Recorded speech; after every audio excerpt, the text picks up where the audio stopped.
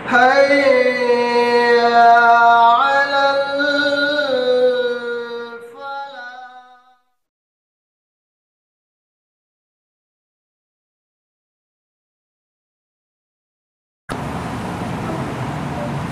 بسم الله والصلاة والسلام على رسول الله وبعد.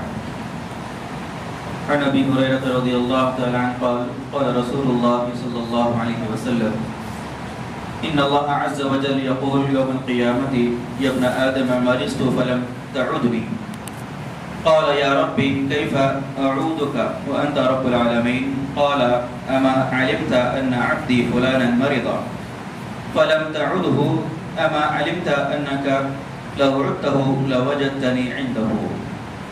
رواہ مسلم. امام مسلم رحمۃ اللہ علیہ نے اپنی کتاب صحیح مسلم میں اس روایت کو نقل فرمایا. حدیث کے راوی حضرت ابو ہریرہ رضی اللہ تعالی عنہ ہیں. وہ فرماتے ہیں کہ اللہ کے رسول صلی اللہ علیہ وسلم نے ارشاد فرمایا کہ اللہ رب العالمین قیامت کے دن ایک آدمی سے ایک بندے سے کہے گا کہ اے ابن آدم، اے انسان، مریض تو فلم تعودنی، دنیا میں بیمار ہو گیا تھا، تو نے میری عیادت نہیں کی. اللہ رب العالمین حشر کے میدان میں انسان سے کہے گا کہ میں بیمار ہو گیا تھا، تو نے میری عیادت نہیں کی. قال یا ربی کیف اعودک، وہ کہے گا کہ اے رب العالمین میں تیری عیادت کیسے کر سکتا ہوں، وانت رب العالمین، اور تو ہی رب العالمین ہے، تو بیمار کیسے ہو سکتا ہے اور میں تیری عیادت کیسے کر سکتا ہوں. قال اللہ رب العالمین کہے گا کہ کیا تجھ کو معلوم نہیں تھا کہ میرا فلاں بندہ بیمار ہو گیا تھا اور تو نے اس کی عیادت نہیں کی. پھر کہے گا اما علمت انک لو عدته وجدتنی عنده، اور کیا تجھ کو معلوم نہیں کہ اگر تو اس کے پاس جاتا، اس کی عیادت کرتا، اس کی بیمار پرسی کرتا تو اسی کے پاس مجھ کو پاتا. بڑی لمبی روایت ہے، اس کا ایک ٹکڑا یہ ہے. اس روایت کے اندر اللہ کے رسول صلی اللہ علیہ وسلم نے مریض کی، بیمار کی عیادت کرنے کی اہمیت اور اس کی فضیلت بتائی. در حقیقت اللہ رب العالمین نہ بیمار ہوتا ہے، نہ اللہ رب العالمین کو کھانے کی ضرورت ہے، نہ اللہ کو پانی کی ضرورت ہے. اللہ تعالیٰ یہ تمام انسانی عیوب سے بے نیاز اور پاک ہے. لیکن اس کے باوجود اللہ رب العالمین قیامت کے دن بندے سے یہ سوال کرے گا کہ میں بیمار تھا، تو نے میری عیادت نہیں کی، میں بھوکا تھا، تو نے مجھ کو کھانا نہیں کھلایا، میں پیاسا تھا، تو نے مجھ کو پانی نہیں پلایا. در حقیقت اس میں اللہ رب العالمین نے اپنی نسبت اپنی جانب کی اور بیمار کی بیمار پرسی کی اہمیت اس میں بتائی، اور بھوکے کو کھانا کھلانے کی اہمیت اللہ نے بتائی، اور پیاسے کو پانی پلانے کی فضیلت اللہ رب العالمین نے بیان فرمائی. تو اس روایت کے اندر یہ بات معلوم ہوئی کہ بیمار کے پاس جانا، بیمار کا حال چال پوچھنا، بیمار کی بیمار پرسی کرنا اللہ رب العالمین کی رحمت اور اللہ رب العالمین کی قربت کا سبب ہے. اللہ سے بندہ قریب ہوتا ہے، اللہ رب العالمین کی رحمت اس کو گھیر لیتی ہے جو بندہ بیمار کے پاس جا کر بیمار کا حال چال پوچھتا ہے.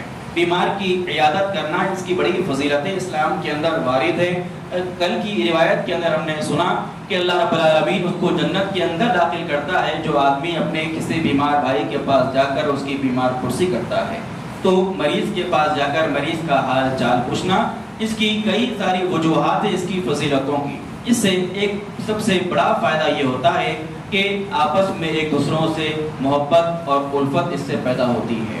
لوگوں کے درمیان معاشرے میں آپس میں ایک دوسروں کی محبت پیدا ہوتی ہے، معاشرہ خوشحال ہوتا ہے اور معاشرے میں امن ہوتا ہے. اور سب سے بڑی بات تو یہ ہے کہ اس میں صحت مند لوگوں کے لیے عبرت اور نصیحت بھی ہے. اگر ہم کسی بیمار کے پاس جائیں گے، بیٹھیں گے، اس کے بیماری کا حال چال پوچھیں گے تو ہم کو اس کی بیماری کے ایام میں ہمارے اپنی صحت کی قدر اور اس کی نعمت کی اہمیت ہم کو معلوم ہوگی. ورنہ آدمی اپنی زندگی کے اندر اتنا مشغول ہے، اتنا مصروف ہے کہ ہم کو جو اللہ رب العالمین نے ہم کو صحت عطا کی ہے، اس صحت کی اہمیت کا ہم کو اندازہ نہیں ہے. جب ہم خود بیمار ہوتے ہیں یا کسی بیمار کو دیکھتے ہیں کہ وہ کتنا مجبور ہو چکا ہے، نہ وہ اٹھ سکتا ہے، نہ بیٹھ سکتا ہے، نہ چل سکتا ہے، نہ پھر سکتا ہے، نہ اللہ کے سامنے کھڑا ہو سکتا ہے، نہ اللہ کے سامنے رکوع اور سجود کر سکتا ہے، وہ اتنا بے بس ہے.